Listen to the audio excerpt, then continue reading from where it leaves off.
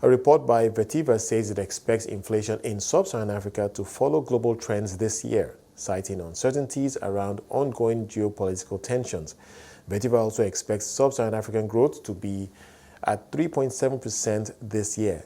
Angela Onotu, sub-Saharan African economist at Vertiva Research, joins me to unpack the report. Angela, it's a pleasure to have you on the program. Thank you for having me. So let's talk a bit about those uncertainties that you think would clearly define the growth trajectory for Africa this year. And I do know that you also cited inflation as a big concern. As we have seen across the world, how do you see things playing out on the continent this year? Thank you very much for having me once again, Wale. So looking at sub-Saharan Africa, so we think that it would definitely follow the trend of what we see globally, global pressure. So we still have things like energy prices, elevated energy prices driving inflation. And when you drill down back to, if we take Ghana or Nigeria, for instance, taking it back home to Nigeria, in terms of inflation, we foresee that shocks such as the climate, aside from energy pressures, obviously, shocks such as the climate change, which caused the flooding in 2022. We believe that we're yet to see that impact, play out on consumer prices. So that's something we might see in 2023. In addition,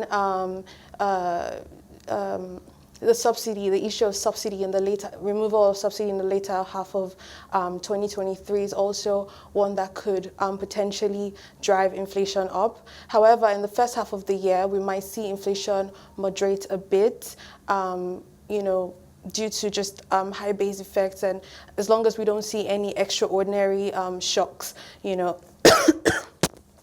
But in the later half of the year, we might see inflation trend higher. Moving on to Ghana, we think that inflation in Ghana might also moderate. This is mainly because of the high base effects of 2022.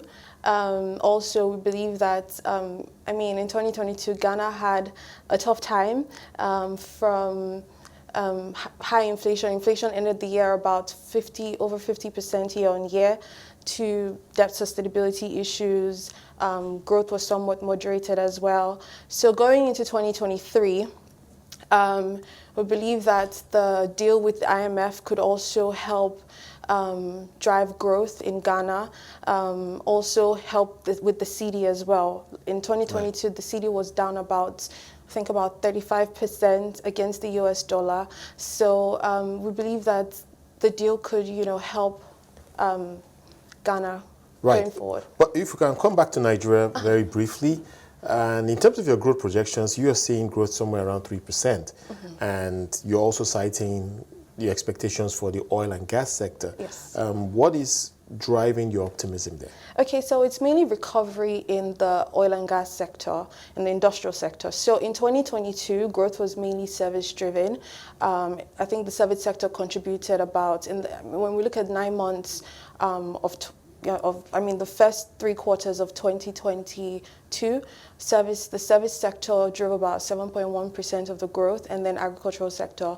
Meanwhile, the industrial sector was, continued its downturn. So we believe that, with the pipeline surveillance contract and the gains that we've seen currently in the last 3 months, we've recorded consistent gains in oil production. So we believe that could help drive growth in 2023, because that sector, we believe, we'll start to see some growth there rather than just being in a persistent decline.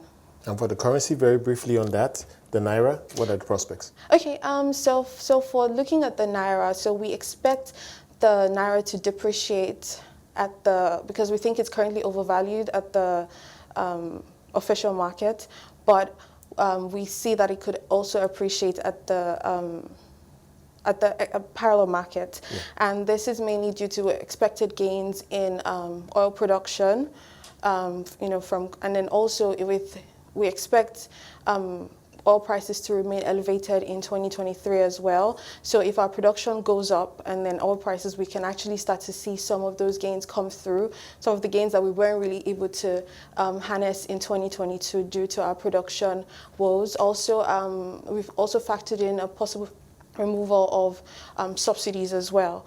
So those two things, I think, would be the main drivers of our FX direction.